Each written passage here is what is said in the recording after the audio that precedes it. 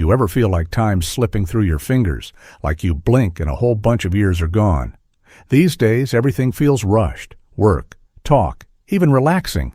And folks act like staying busy means you're doing life right. But once you hit your 50s, 60s, or more, you start asking what really matters, the stuff you bought, or the peace you never had.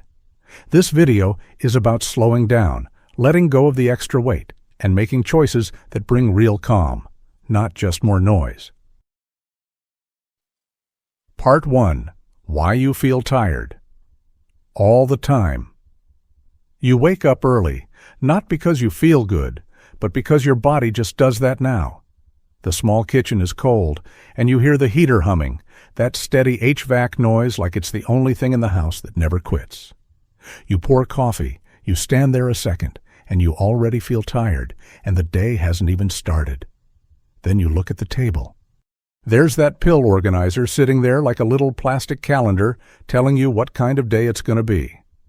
Next to it is Medicare paperwork, maybe a letter you don't fully want to open because you know it's going to ask for something, or explain something, or deny something. And right beside that is a stack of unopened mail and bills, like a quiet threat you keep stepping around. Listen, a lot of folks think tired means old. That's part of it. Sure. But most of the tired I see is not in the bones. It's in the head. It's the kind of tired that comes from carrying worry all day, like a heavy coat you can't take off, even when you sit down. So you check your bank app, or you just think about it without even looking. You know that Social Security deposit came in, or that check cleared, and for a minute you feel a tiny bit of relief. But then you remember what it has to cover: groceries, gas, the light bill, that copay at the pharmacy, and suddenly that relief is gone. You're tired because your mind is doing math in the background all day long. And another thing, the world has gotten sneaky with money. You go to the counter and there's a Walmart or Target receipt sitting there, and it's full of little stuff. A few things for the house, a few things you didn't plan, and you can't even remember why you grabbed them. None of it seems big, but it adds up, and that thought sits in your chest like a rock. Then you look at your phone. It's quiet. No texts, no missed calls, no, "Hey, how you doing" from anybody. That quiet can wear you down because it makes you feel like you're not on anyone's mind. And even if you're tough, even if you say you like your peace, that kind of quiet still takes a bite out of you. But here's the thing, tired also comes from the house itself. If your home is full of stuff, half used, half broken, half forgotten, it's like your eyes never get to rest. Every corner is a reminder. I should clean that. I should fix that. I should sort that. You might not say it out loud, but your brain hears it every time you walk by. Then night comes, and you do what a lot of people do. You eat dinner alone, and you turn the TV on for noise, not even because you care what's on. The TV talks, so the room doesn't feel so empty, and you tell yourself you're fine. But your body knows the difference between quiet peace and lonely quiet, and lonely quiet is draining. So you sit in your porch chair for a minute, maybe the porch light is on, and you stare at the driveway. You might see a neighbor's car come and go. You might not see anything at all. And you think about how life used to be louder. Kids in the house, plans on the weekend, somebody needing you. That memory can make you tired too, because it reminds you what's missing. Now, I'm not saying think happy thoughts and all your tired goes away. That's not real life. Real life is that your body is older, your sleep can be light, your joints can ache, and your energy can run out faster than it used to. But the tired I'm talking about, the deep one, is often from stress. And stress comes from problems that never feel finished. Then you try to treat yourself, just a little. You stop at a diner, you get a simple coffee, and you sit there for a quick minute, watching people come in and out. That helps, even if it's small, because it reminds you that you're still part of the world. But you also think, I shouldn't spend extra, and that thought follows you right back to your car. Here's the truth. If you feel tired all the time, you're not lazy, and you're not weak. You're carrying too much. Worry about health, worry about money, worry about being alone, worry about what happens if you fall, or if the car breaks, or if the next bill is bigger than the last one. And when you live like that, your body stays on edge, even when you're sitting still. So in the next part, we're going to talk about the money side in a plain way. Not big lectures, just the real leaks that drain you on a fixed income, the little charges and habits that keep you tight every month. Because when your money stops bleeding out in small ways, your chest loosens up and you get some of your energy back. Part 2, Living on Fixed Income. Stop the leaks. You ever sit at the kitchen table with a stack of mail, and you already know it ain't love letters? You peel open an electric bill, and your shoulders drop before you even read the number. Then you see a pharmacy receipt and that little Medicare copay, and you think, how is it this much for one bag? Here's the thing about a fixed income. It feels like trying to hold water in your hands. The Social Security deposit hits the bank, and for about 5 minutes, you breathe. Then the bills start pulling at it, and you're right back to counting days and dollars. That's not you being dramatic. That's just the math. And another thing, you cannot buy big things and still feel broke. That's because the money isn't always leaving in big chunks. It's leaking out in little bites. You don't notice one bite, but a whole month of bites will take you down. It's like a slow drip under the sink. You don't hear it until the cabinet is ruined. So let's talk about the leaks, the kind that look harmless.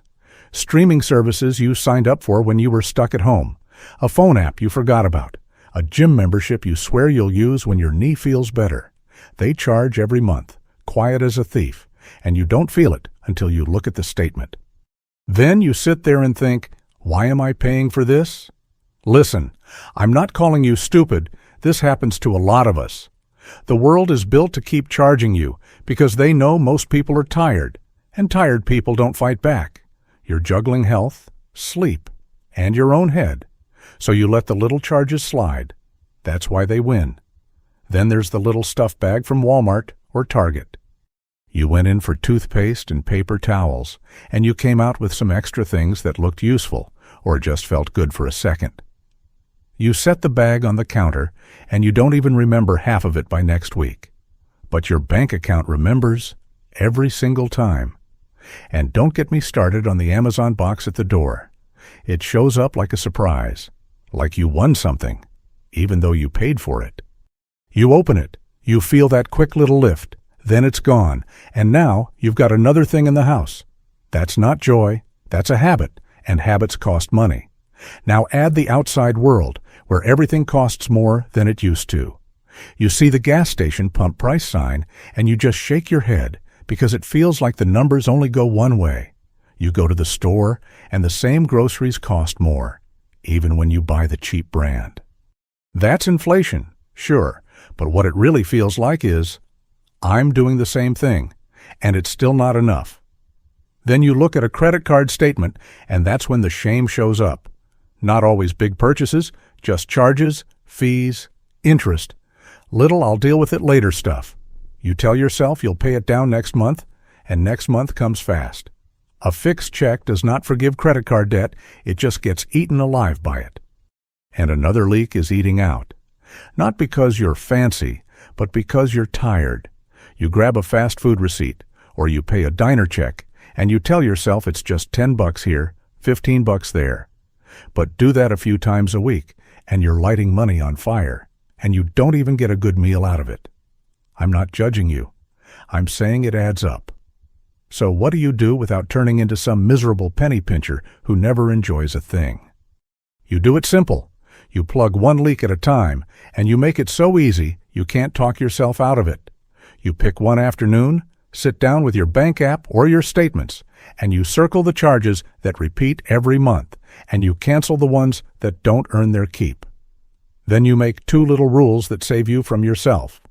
1, you don't go into Walmart or Target without a list, and you don't browse like it's a hobby, because browsing costs money. 2, you don't order online late at night, because tired brains buy dumb things. And the next morning you wonder what you were thinking. That's not willpower. That's just setting a fence around the problem. And listen, you still get to enjoy life. just in a way that doesn't hurt you later. Make coffee at home most days, and if you want that diner coffee once in a while, fine. But call it what it is, a treat, not a habit. Cook something simple, eggs, soup, a sandwich, nothing fancy, because the goal is less stress, not a cooking show. The point is to stop the bleeding so your money can breathe. Because once you start plugging these leaks, something else shows up real clear. You start seeing how much of your spending is tied to the stuff in your house, the gadgets, the boxes, the maybe I'll need it junk you keep feeding. And that's where we're going next, because the more stuff you own, the heavier your head gets, and that weight costs you in ways you don't even see. Part 3. The more stuff you own, the heavier your head gets. You ever open the garage door and just stand there, staring at stacked boxes like they're staring back at you? There's an old lawnmower shoved to the side, a leaf blower you haven't touched in 2 seasons, and a couple Home Depot or Lowe's bags still sitting there like you just got home yesterday. You tell yourself, I'll clean it this weekend, and then the weekend comes. And you don't. Here's the thing, stuff is not just stuff when you're older. Stuff is work. It's cleaning. It's fixing. It's moving it from one corner to another, and it never really ends. Every box is a little promise you made to yourself, and every promise you didn't keep turns into guilt. That guilt is heavy, and it sits on you even when you're just trying to drink coffee and have a quiet morning. Then you look at the holiday decorations, all those plastic tubs with the lids that never match right. Christmas lights, fake wreaths, the same dusty ornaments you swear you're going to sort one day. Some of it is sweet. Sure, it holds memories, and I'm not here to rip that away from you. But if you've got 10 tubs for 2 people, that's not memories anymore. That's a burden. And another thing, the house starts turning into a storage unit without you noticing. The spare bedroom becomes the storage room, and you can't even walk in there without turning sideways. You've got a chair covered in clothes, a treadmill used as a coat rack, and boxes piled up like a wall. You don't sleep in that room, you don't live in that room, but you pay for the heat and the space, and you carry it in your head. Listen, I've seen people keep stuff like they're afraid the world might run out. Maybe you grew up tight, maybe you had hard years, so you save everything, because saving feels safe. But in your 60s and 70s, safety looks different. Safety is clear floors, clear steps, and a home you can move through without thinking. You know those basement steps or that attic ladder you pull down when you need something. One wrong step, one shoe caught on a pile of junk, and your whole life can change fast. A fall isn't just oops. It can mean weeks in pain, months of rehab, or losing your independence. So yeah, clutter is not just ugly. It's dangerous. And that's the part people don't want to talk about. Then you open a kitchen drawer, and it's jammed with gadgets you bought because somebody on TV said it'll make life easy. 2 can openers, 3 peelers, a slicer you used once, and a broken spatula you keep putting back. You don't even want to deal with it, so you slam the drawer shut and walk away.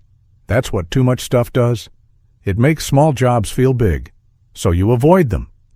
And you've got things you never even used, unopened appliances still in the box, sitting in a corner like a bad joke, a bread maker, an air fryer, a blender, whatever it is, still wrapped up like you're saving it for a special day. But the special day doesn't come, and now it's just another box you have to step around. That's not living, that's storing. Then there's the closet, full of clothes with tags still on them. Pants that don't fit anymore, shoes that hurt your feet, jackets you thought you'd wear when I go out more. You keep them because you feel bad about the money, and I get that.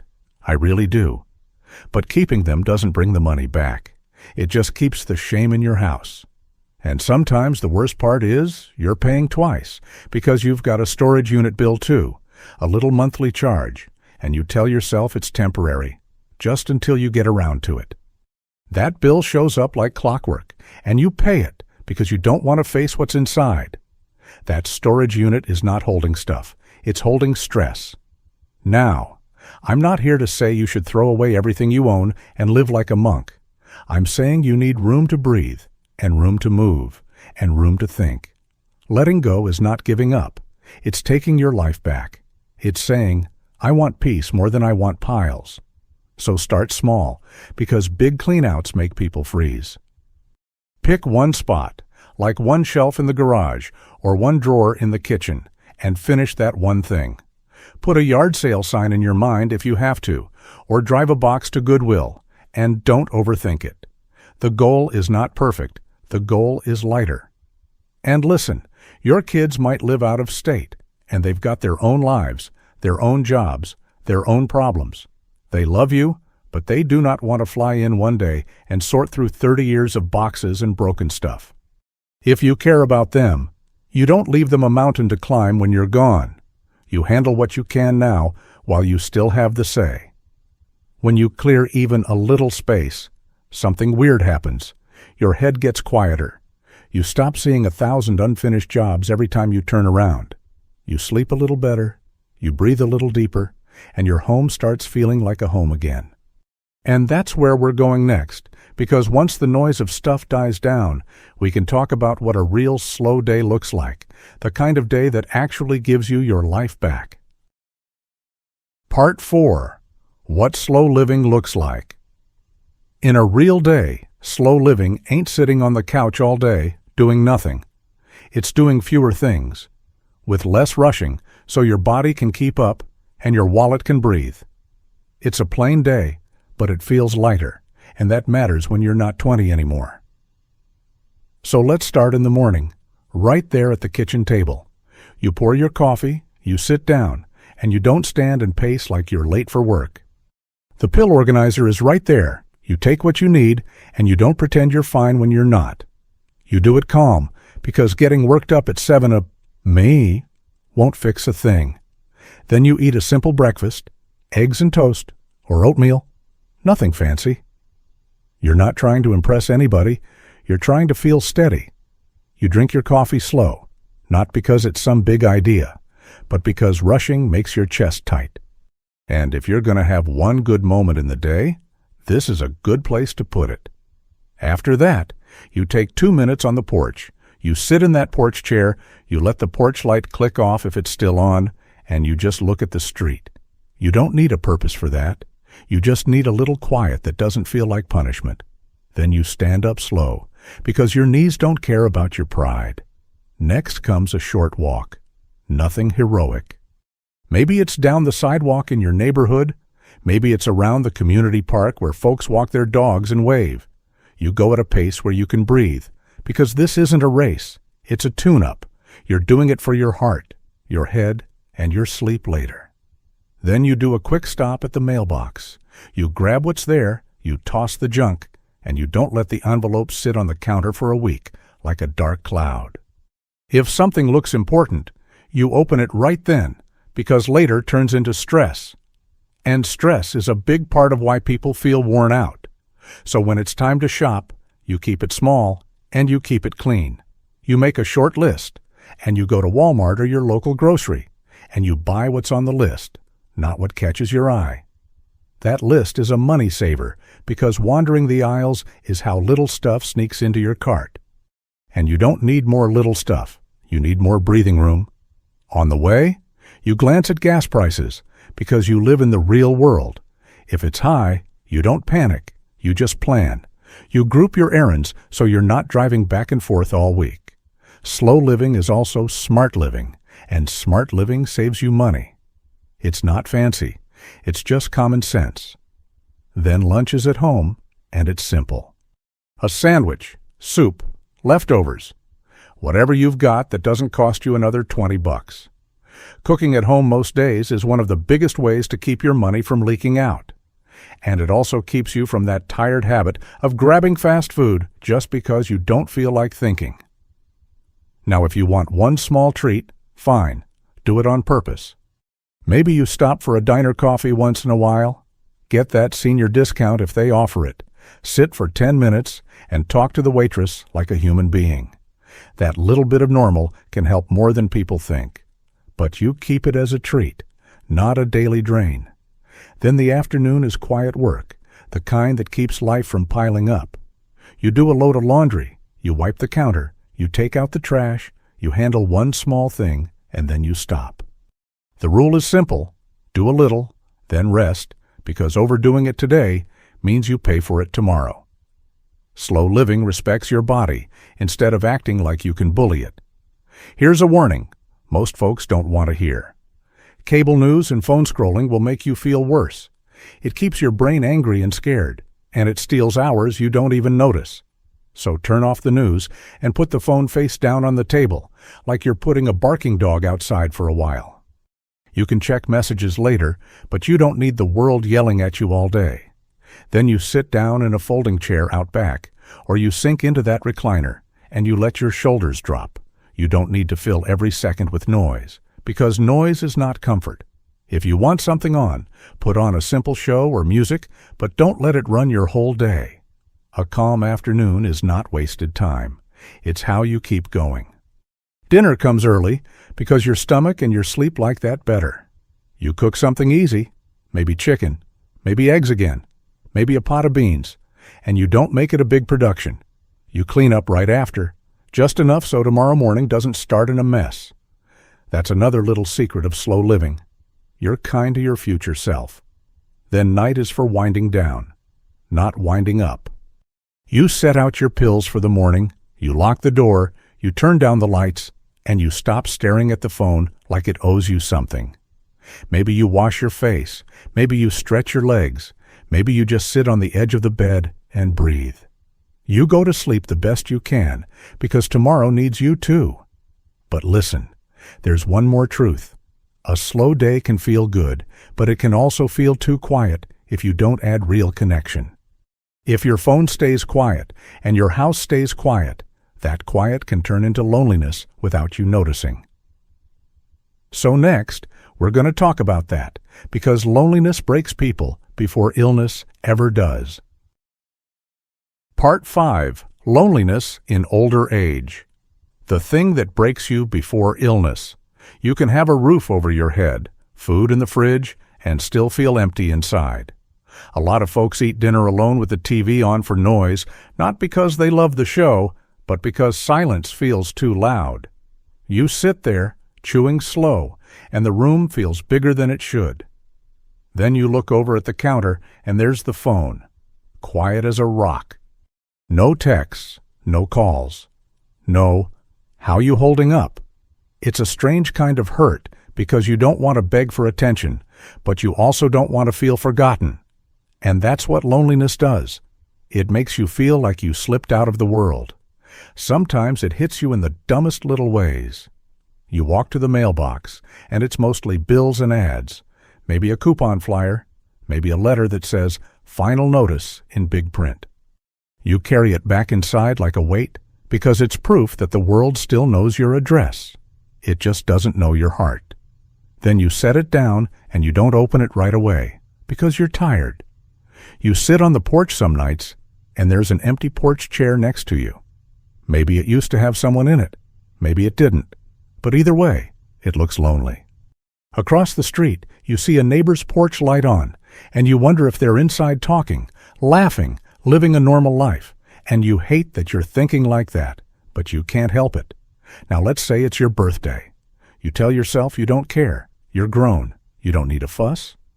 But when the day goes by and there's no happy birthday text, or it comes late, like an afterthought, it stings. You don't need a party.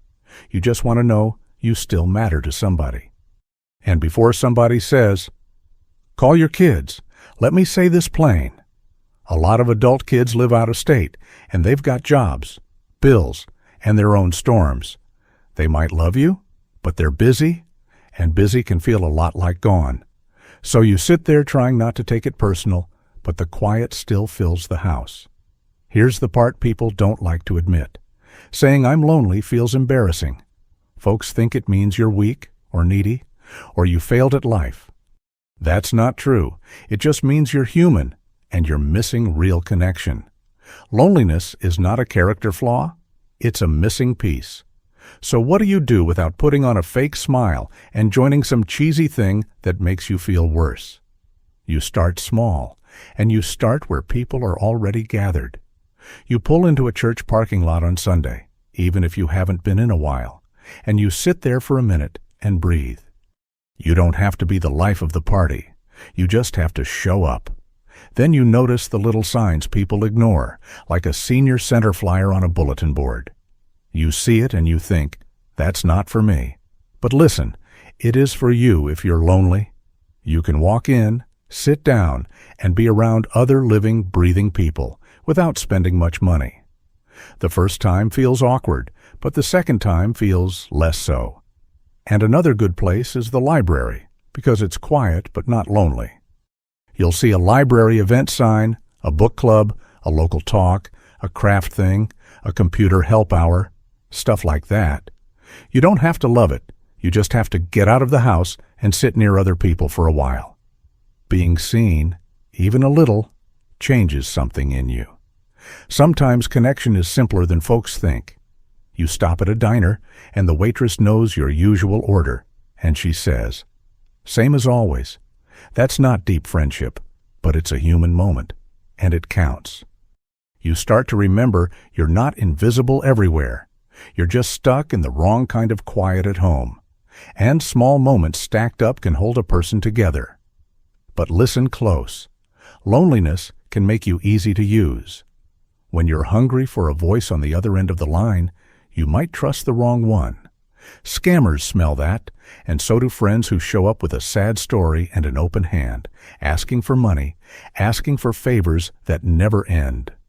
If someone you barely know starts talking about your bank account, your Social Security, or needs just a little help, you shut that door. So you protect your heart and your wallet at the same time. You keep money separate from friendship, and you don't give out personal info just because someone sounds nice.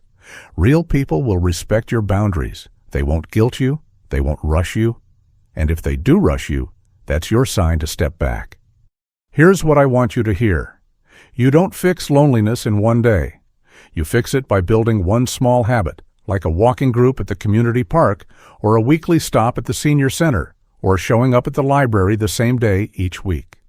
The goal is not to become a social butterfly. The goal is to have one place where somebody recognizes your face. Because when nobody needs you, you start to feel useless. And that's a hard road. And that's where we're going next. Because loneliness doesn't just hurt. It feeds that ugly feeling like you don't matter, like you're invisible, like you're just taking up space. In the next part, I'm going to tell you how to fight that feeling with small work, not big words. The kind of small work that brings your pride back. Part 6. Feeling invisible and useless. Fix it with small work, not big words. You ever sit in a clinic waiting room with your Medicare card in your hand, and you hear names getting called, one after another. You watch people stand up, walk back, and you feel like you're just another body in a chair. You're not mad at anybody. You just feel small, like the world can't see you unless you're sick. Then you go home and it gets worse, because the house is quiet and nobody needs you. Your pill organizer is on the table, your coffee is lukewarm, and the TV is on low like background noise. You sit in that worn recliner and you tell yourself you earned rest. But it doesn't feel like rest. It feels like fading. Here's the thing. A lot of this starts when work ends. When you had a job, you had a role, a place to be, a reason to put on shoes. People called you. They asked you questions. They needed your hands and your brain. Then retirement hits. And suddenly the world stops calling and you start thinking, maybe I don't matter anymore. Listen, that thought is a liar, but it's a strong liar. It whispers when you're alone, and it gets louder when your body slows down. It turns into, I'm useless, because nobody is handing you a purpose anymore. And if you wait for someone to hand it to you, you might be waiting a long time. So I'm going to say this plain. You don't fix this with big words. You don't fix it with some poster quote or some long speech to yourself in the mirror. You fix it with small work, done every day, the kind of work that makes you feel solid again. Not glamorous work, just real work that leaves a little proof behind. Start in your own house, because that's where your life is. Take 15 minutes, wipe the counter, fold a basket of laundry, take out the trash, walk to the mailbox and back. Do one small thing and finish it, then stop, because finishing is the medicine here. When you finish something, your brain gets the message, I still can do things. And don't overdo it. I mean that.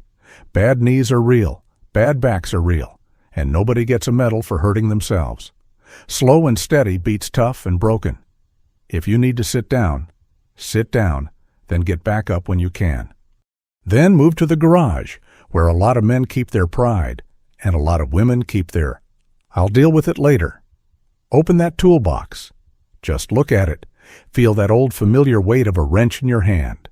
Fix one tiny thing, tighten a loose screw, change a light bulb, patch a little tear. Nothing big. Small repairs build something inside you because you see your own usefulness with your eyes.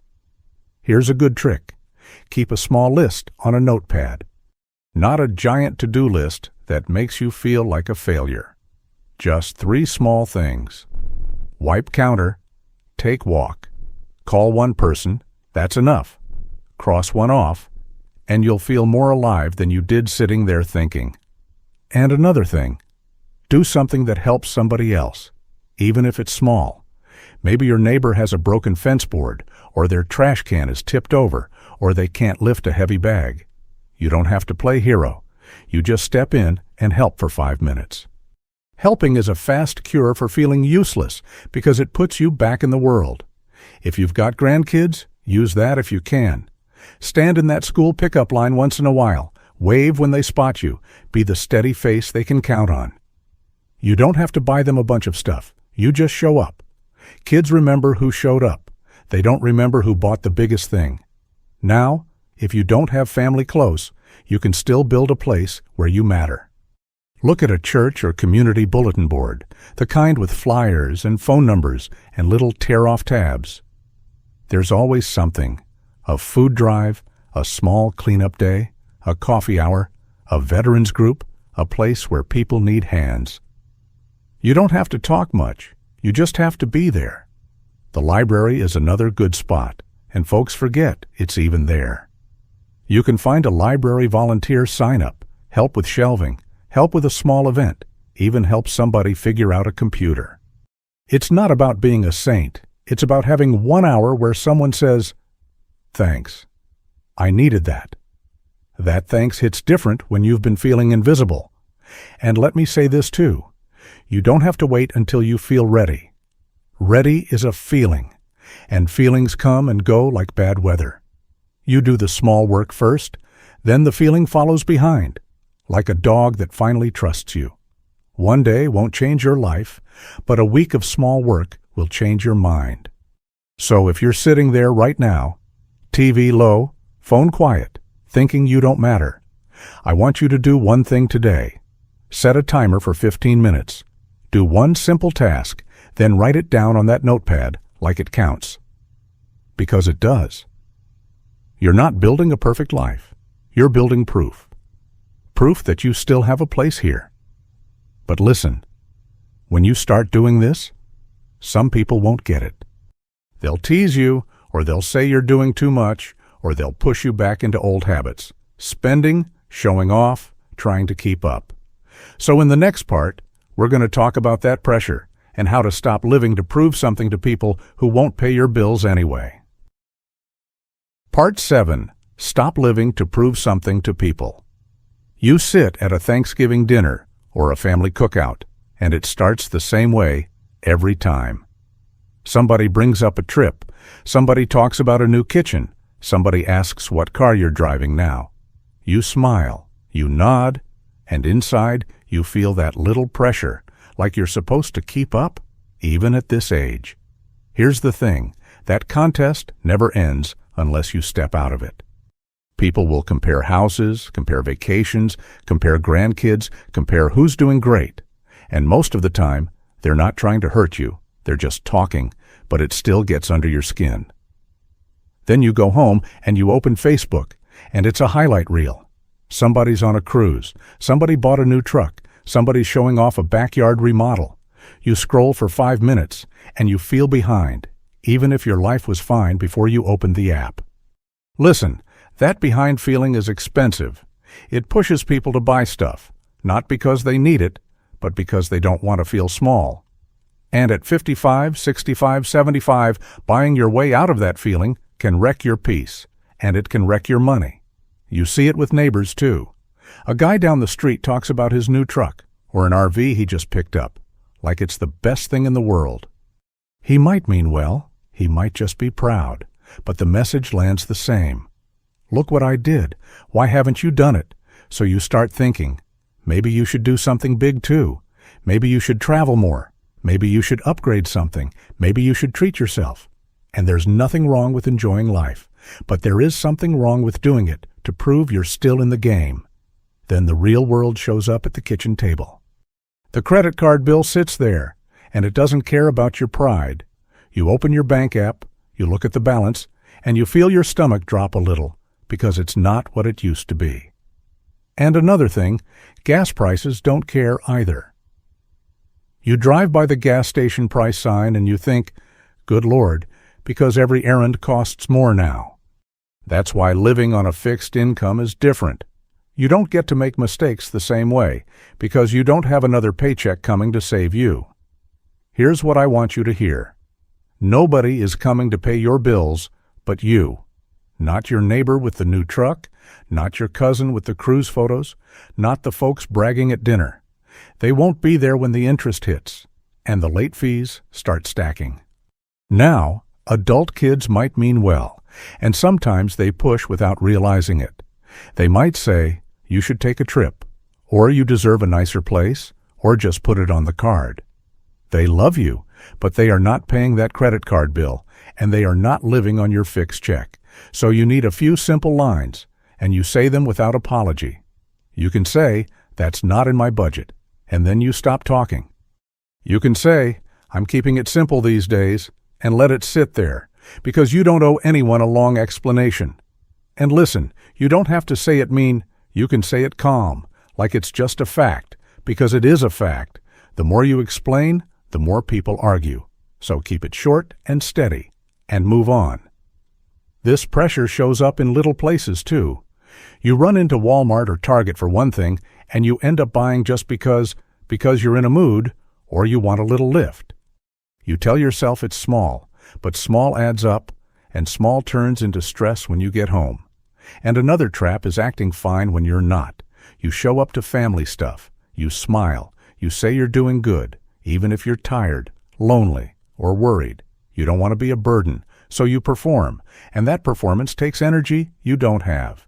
So step out of the contest and step into your real life. Your real life is your health, your sleep, your knees, your back, your blood pressure, your peace. If you spend money trying to look okay, you'll feel worse later, because worry always comes back around. Here's the hard truth. A lot of people are broke in a nice house, or broke with a nice car, or broke with a lot of stuff. They look fine, but they're scared when the lights go off at night. I don't want that for you, because that kind of fear eats your years. So give yourself permission to choose peace. It's okay to drive an older car. It's okay to say no to trips. It's okay to skip the big upgrades. You're not quitting, you're protecting yourself. And that's smart, not sad. And if you still want something good in your life, make it small and real. A diner breakfast once in a while, a short drive to a park, a simple meal at home with the phone put away. Those things don't come with a credit card hangover, and they still feel like living. All right, now that you've got your head straight about other people's opinions, we're going to make this practical. In the next part, I'm going to give you a simple 7-day plan, one small move each day, so you slow down for real, and you start feeling steady again. Part 8. The 7-day plan. Slow down for real. All right, here's what we're going to do, and we're going to keep it simple. Picture a Sunday afternoon at your kitchen table, notepad and pen right in front of you, a stack of mail, and a few bills off to the side. Your keys are on the counter, your phone is face down, and that pill organizer is sitting there like always. This is not a perfect life plan. It's a small reset for folks on a fixed income who feel tired, broke, cluttered, and alone. Tomorrow is day 1, and it's about money. just one small plug in the dam. Open your bank app or look at a bank statement and find one charge that hits every month that you don't really use. Cancel it. Right then. No, I'll do it later. Later is how leaks win. When you stop one leak, you feel a little air in your chest again. Day 2 is about the house, because the house can wear you down. Grab a box and write Goodwill on it, or call it your yard sale box if you like that better. Put 10 things in it. No debating, no long stories, just 10. 10 things gone is a small win, and small wins add up. Day 3 is about your body, but we keep it kind. Sit for a minute, then take a short walk, just to the mailbox and back, or around the block if you can. You're not trying to prove anything. You're just telling your body. We still move. If your knee or back talks back, you listen and you go slower. You don't push like you're 20.